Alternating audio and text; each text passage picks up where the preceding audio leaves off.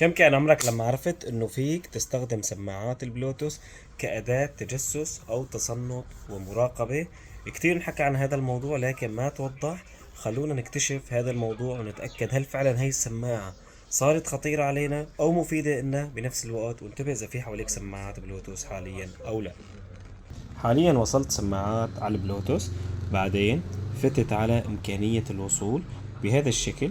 بعدها فتت على التحسينات السمعية، من هون في خيار اسمه تضخيم الصوت المحيطي، وأعطيناه تفعيل من هون بهذا الشكل. بعدها ظهرت لك هاي القائمة، هذا الخيار مثل ما لكم شايفين. من ضغطت عليه من هون هيك بهذا الشكل بقول لك قم بتوصيل السماعات. لما تضغط عليه بخليك تسمع الشي اللي عم بيصير. يعني هاي السماعة لو حطيتها بالغرفة ورحت انت على الغرفة التانية بالسماعات تبعيتك، صار فيك تسمع اي شي بيصير بالغرفة التانية بكل سهولة وبكل طلاقة. جربوها وكتبوا لنا بالتعليقات.